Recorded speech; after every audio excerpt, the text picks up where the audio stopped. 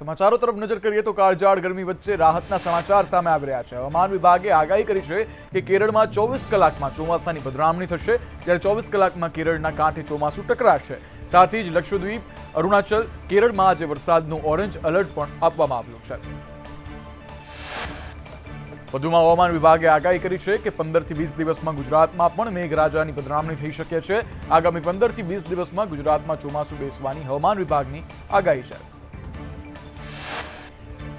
તો કેરળના તિરુવનંતપુરમમાં નૈઋત્યના વિધિવત ચોમાસા પહેલા જ ભારે વરસાદ જોવા મળ્યો। શહેરના અનેક વિસ્તારો ભારે વરસાદ બાદ જળબંબાકાર સ્થિત।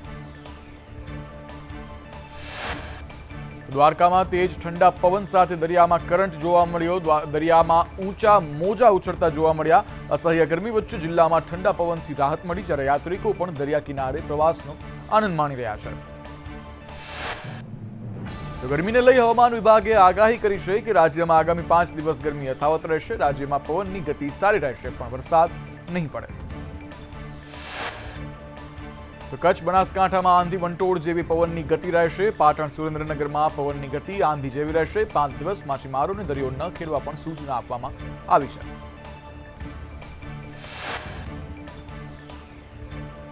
દેશના અનેક રાજ્યોમાં ગરમીએ હદ વટાવી છે। દિલ્હી અને રાજસ્થાનમાં 50 ડિગ્રીએ પહોંચ્યું છે તાપમાન। દિલ્હીના મંગેશપુરમાં તાપમાન 49.9 ડિગ્રી સુધી પહોંચાયું, ત્યારે નજફગઢમાં 49.8 ડિગ્રી, પીતમપુરામાં 48.5 ડિગ્રી જેટલું તાપમાન નોંધાયું છે।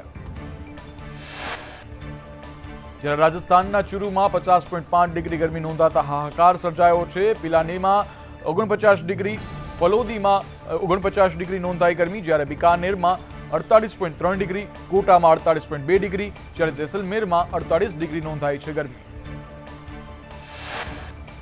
તો મધ્યપ્રદેશના અનેક સ્થળોએ પારો 48 ડિગ્રીને પાર પહોંચ્યો છે। એમપીના નિવારીમાં મહત્તમ તાપમાન 48.5 ડિગ્રી સુધી પહોંચ્યું છે।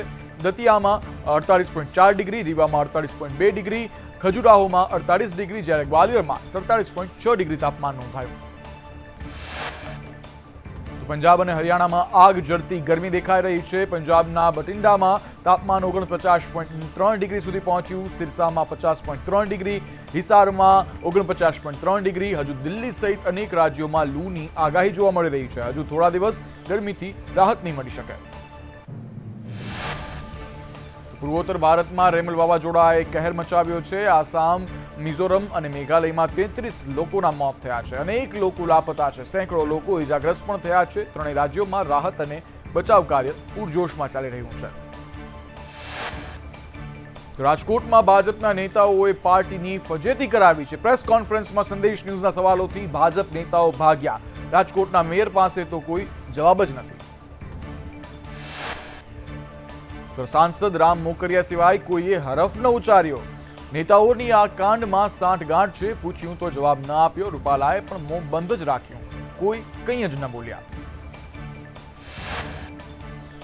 તો ભાજપ નેતા અને રાજકોટ મ્યુનિસિપલ કોર્પોરેશનના સ્ટેન્ડિંગ ચેરમેન જયમીન ઠાકરે નિવેદન આપ્યું છે કે મારી પાર્ટી કહેશે તો રાજીનામું આપીશ, અને મારું નામ આવે તો હું રાજીનામું આપી દઈશ।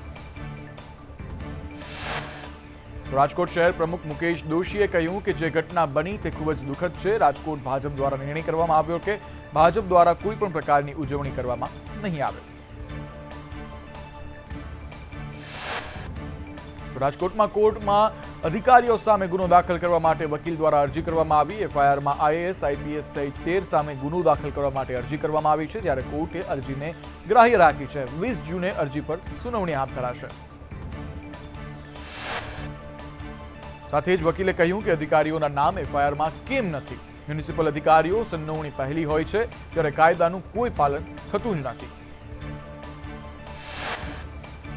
અગ્નિકાંડમાં સસ્પેન્ડ અધિકારીઓને ડીજીપી વિકાસ સહાયનું તેડું। બદલી થયેલા અને સસ્પેન્ડ તમામ અધિકારીઓની ડીજીપી ઓફિસમાં પૂછપરછ માટે બોલાવવામાં આવ્યા। રાજકોટ અગ્નિકાંડમાં સસ્પેન્ડેડ અધિકારીઓની ક્રાઇમ બ્રાન્ચે પૂછપરછ કરી। સસ્પેન્ડેડ ટીપીઓ એમડી સાગઠિયાને પોલીસ પૂછપરછ માટે લઈ ગઈ, જ્યારે સાદા ડ્રેસમાં પોલીસ ગઈ અને અધિકારીને લઈ આવી। તો રાજકોટ અગ્નિકાંડમાં વધુ 2 સસ્પેન્ડ અધિકારીઓને બોલાવવામાં આવ્યા. ફાયર ઓફિસર બીજે ઠેબાની અને પીજીવીસીએલના એસ.કે. ચૌહાણની પૂછપરછ કરવામાં આવી, જ્યારે ક્રાઇમ બ્રાન્ચ લાવીને બંનેની પૂછપરછ કરવામાં આવી અને દુર્ઘટના મુદ્દે સસ્પેન્ડેડ અધિકારીઓના નિવેદન પણ લેવામાં આવશે. રાજકોટ ગેમ ઝોન અગ્નિકાંડ મુદ્દે સસ્પેન્ડેડ અધિકારીઓની મિલકત અને બેંક તપાસ થશે. એસીબીને તપાસમાં સાથે જોડવામાં આવશે, જ્યારે અધિકારીઓની સંપત્તિની તપાસ કરી રિપોર્ટ તૈયાર કરવામાં આવશે. ભ્રષ્ટાચાર સંબંધિત મુદ્દાઓને લઈ તપાસ કરાશે. રાજકોટ ટીઆરપી ગેમ ઝોન અગ્નિકાંડમાં પોલીસની કાર્યવાહી હાથ ધરવામાં આવી. અત્યાર સુધી 5 આરોપીઓની ધરપકડ કરવામાં આવી છે, જ્યારે એક આરોપી પ્રકાશ હિરનનું દુર્ઘટનામાં મોત થયું છે. 4 આરોપીઓ હાલમાં પોલીસ રિમાન્ડ પર છે. રાજકોટ અગ્નિકાંડના આરોપી કિરીટસિંહ જાડેજાના 8 દિવસના રિમાન્ડ મંજૂર થઈ ચૂક્યા છે. કિરીટસિંહ જાડેજા ગેમ ઝોનની જમીનનો માલિક છે. કિરીટસિંહના 6 જૂન સુધીના રિમાન્ડ મંજૂર થયા છે. રાજકોટ અગ્નિકાંડ મામલે ગોંડલમાં પોલીસે તપાસ હાથ ધરી છે. રાહુલ રાઠોડની ધરપકડ બાદ પોલીસ આરોપી રાહુલ રાઠોડને લઈ ગોંડલ પહોંચી. રાહુલ રાઠોડના ઘરે પોલીસે પુરાવા, બેંક સ્ટેટમેન્ટ અને લોકરની તપાસ પણ કરી છે. રાજકોટ મહાનગરપાલિકાના નવા કમિશનરે સમગ્ર શહેરમાં ફાયર એનઓસી મુદ્દે તપાસના આદેશ કર્યા છે. કમિશનરે અધિકારીઓ સાથે બેઠક યોજી અને આદેશ આપ્યા છે. 10 દિવસમાં ફાયર એનઓસીની તપાસ પૂર્ણ કરવા માટેના પણ આદેશ આપવામાં આવ્યા છે. અગ્નિકાંડ મામલે એસઆઈટીના સભ્યો સાથે ગૃહ રાજ્યમંત્રી હર્ષ સંઘવીની બેઠક. એસઆઈટીની અત્યાર સુધીની તપાસની બેઠકમાં સમીક્ષા કરવામાં આવી. એસઆઈટીએ લીધેલા નિવેદનો અને તપાસના મુદ્દે ચર્ચા કરવામાં આવી.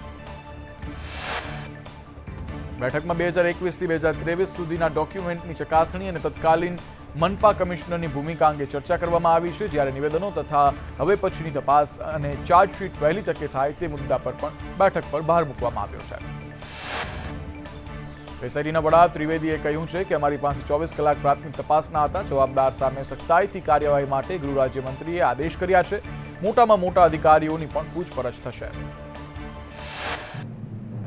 એસઆઈટીના વડાએ કહ્યું, ફરી આવી ઘટના ન બને તેવી કાર્યવાહી કરાશે. અધિકારી, પદાધિકારી સહિત તમામની પૂછપરછ કરાશે. આખી તપાસ ઘણો સમય માંગી લે તેમ છે. આગળ પણ તપાસ ચાલુ રહેશે.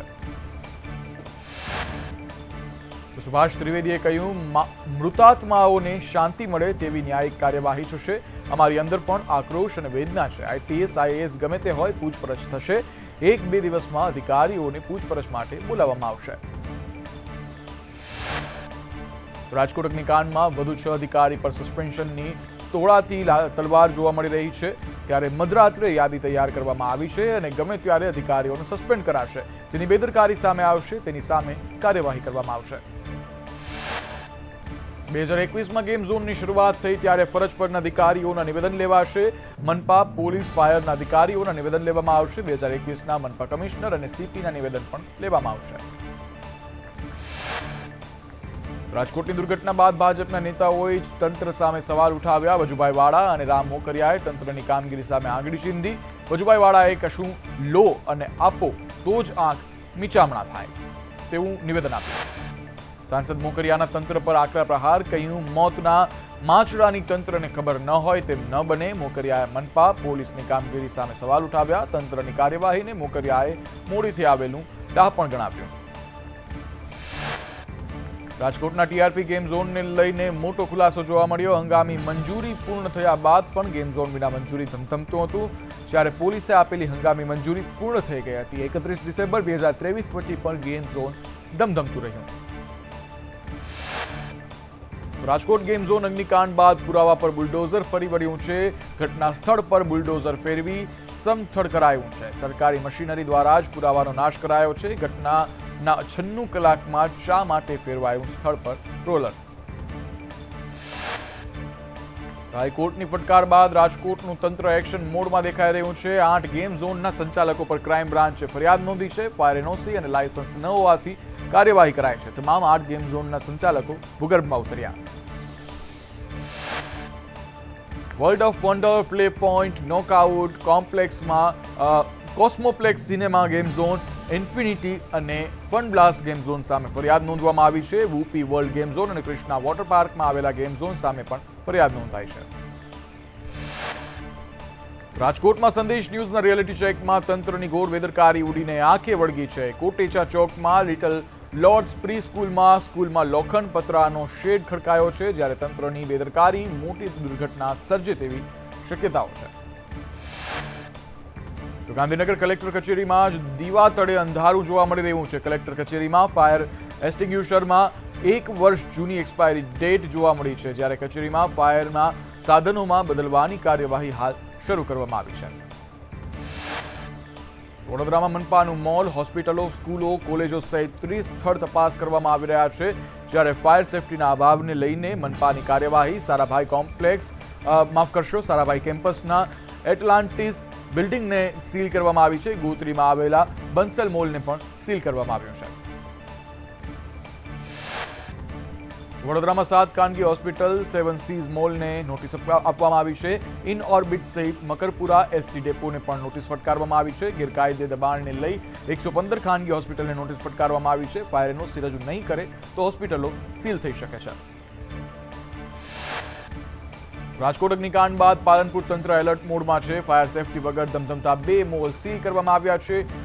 એશિયન અને વન સેન્ટર મોલને પાલિકાએ સીલ કર્યો છે, જ્યારે ફાયર સેફટીનો અભાવ જણાતા બંને મોલ સીલ કરવામાં આવ્યા છે.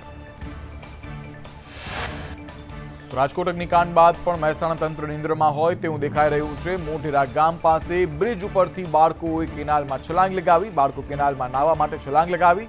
કોઈ દુર્ઘટના સર્જાશે તો આનો જવાબદાર કોણ, તેવા અનેક સવાલો સામે આવી રહ્યા છે. ત્યારે સુરતના કીમમાં ફાયર સેફટીના અભાવે લક્ષ્મી મલ્ટીપ્લેક્સ સીલ કરવામાં આવ્યું છે, જ્યારે ફાયરની તમામ બોટલની એક્સપાયરી ડેટ પૂર્ણ થઈ હતી. મલ્ટીપ્લેક્સના માલિક પાસે મંજૂરીના દસ્તાવેજ પણ નહોતા. એન્ટ્રી અને એક્ઝિટ માટે એક જ રસ્તો હતો. તો બારડોલીમાં પોલીસે 3 ગેમ ઝોનના સંચાલકો વિરુદ્ધ ગુનો નોંધ્યો છે, જ્યારે ક્લબ હેપી પ્લેનેટ ગેમ સામે ગુનો નોંધવામાં આવ્યો છે. ઓર્બિટ ગેમ ઝોનના સંચાલકો વિરુદ્ધ પણ ગુનો નોંધવામાં આવ્યો છે, જ્યારે વિવિધ ક્ષતિઓને લઈ સંચાલકો વિરુદ્ધ ગુનો નોંધાયો છે. સુરતના ટેક્સટાઇલ માર્કેટ પર તવાઈની શક્યતા. પોલીસ, ફાયર વિભાગ અને ફોરેસ્ટની બેઠક. ગેરકાયદે દબાણોને લઈને પણ પગલાં લઈ શકાય છે, જ્યારે કેટલાક માર્કેટમાં ફાયર સુવિધાનો અભાવ હોવાથી મોટો નિર્ણય લેવાય તેવી શક્યતાઓ સામે આવી રહી છે. રાજકોટ અગ્નિકાંડ બાદ સુરતમાં તંત્ર એક્શન મોડમાં દેખાઈ રહ્યું છે. સ્કૂલો શરૂ થતા મનપા અને પોલીસ મોક ડ્રીલ કરશે. ગેરકાયદે શેડ બનાવનાર વિરુદ્ધ કાર્યવાહી કરવામાં આવશે. સાથે સ્કૂલમાં કોઈ ઘટના બને તો શું કરવું તે અંગે માહિતી આપવામાં આવશે. સુરતમાં નિયમોનું ઉલ્લંઘન કરતા 5 ગેમ ઝોનના માલિક સામે ગુનો નોંધાયો. ફાયર સેફટી અને પરવાનાના મામલે ક્ષતિઓ જણાતા કાર્યવાહી કરવામાં આવી. પાલિકા, પોલીસ, ડીજીવીસીએલે હાથ ધરી હતી તપાસ. સુરતના પુણા વિસ્તારમાં ખાનગી શાળાઓમાં ફાયરની એનઓસી હોવા છતાં સીલ મરાતા વિરોધ. પુણા ગામ વિસ્તારમાં ફાયર અને પાલિકા દ્વારા બિલ્ડિંગ ગેરકાયદેસર બતાવી સીલ કરાઈ હોવાનો શાળા મંડળ સંચાલન સમિતિનો આક્ષેપ છે. છેલ્લા 20 વર્ષોથી ઊભી કરવામાં આવેલી શાળાઓ તાત્કાલિક સીલ કરવામાં આવી છે.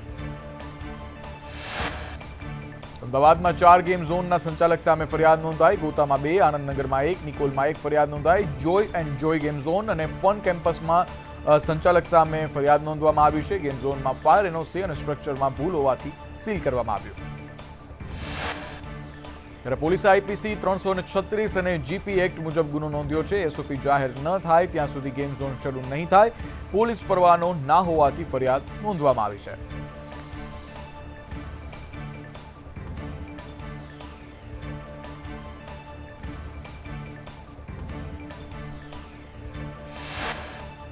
હાઈકોર્ટની ફટકાર બાદ અમદાવાદ મનપા એક્શન મોડમાં આવી ગઈ છે. સિંધુ ભવન રોડ પર ધમધમતા ગેમ ઝોન પર કાર્યવાહી કરવામાં આવી. બીયુ પરવાનગી ના હોવાથી ગેમ ઝોનને સીલ કરવામાં આવ્યું. ગેમ ઝોનને ડેથ ઝોન બનતા અટકાવવાની કાર્યવાહી હાથ ધરવામાં આવી.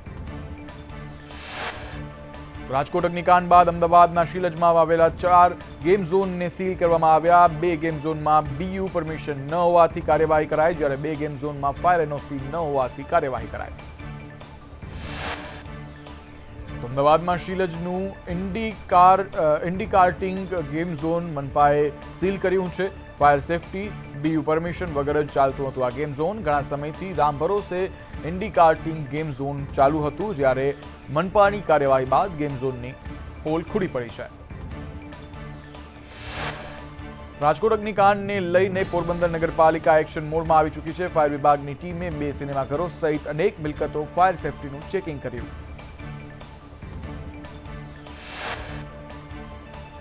રાજકોટ અગ્નિકાંડ બાદ પણ કેશોદ નગરપાલિકા નિંદ્રામાં દેખાઈ રહી છે. કેશોદમાં 92 બિલ્ડિંગ પાસે નથી ફાયર એનઓસી.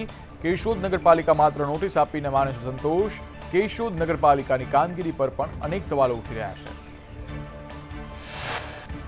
ત્યારે અમરેલીમાં ઠેર ઠેર તંત્ર દ્વારા ફાયર સેફટીની તપાસ કરવામાં આવી રહી છે. સાવરકુંડલામાં ડેપ્યુટી કલેક્ટરની કચેરીમાં જ ફાયર સેફટીનો અભાવ જોવા મળ્યો, જ્યારે કચેરીમાં રાખેલી ફાયર સેફટીની બોટલ એક્સપાયરી ડેટની મળી આવી. ડેપ્યુટી કલેક્ટરની કચેરીમાં 2 વર્ષથી બોટલ રિન્યૂ જ નથી કરવામાં આવી.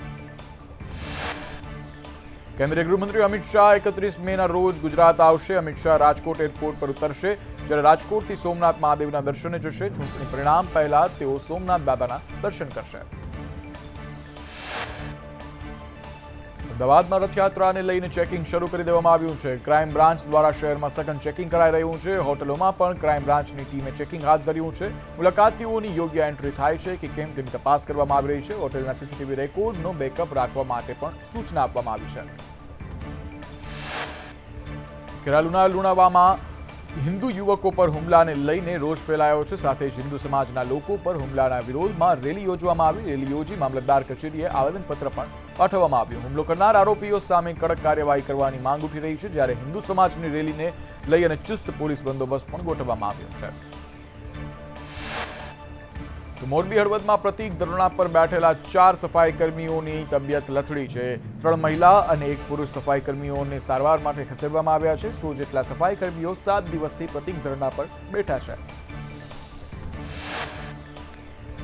તો ખેડા ઠાસરા ગળતેશ્વરની 9 કોરીઓ સામે પીએમ પોર્ટલમાં ફરિયાદ નોંધાઈ છે. યોગ્ય કાર્યવાહી ન કરતા પીએમ પોર્ટલમાં ફરિયાદ કરાઈ છે, જ્યારે તપાસ કરવા ગયેલા અધિકારીઓએ યોગ્ય તપાસ ન કરી બ્લેકસ્ટોન માઇન્સમાં ગેરરીતિ અંગે ફરિયાદ નોંધવામાં આવી છે.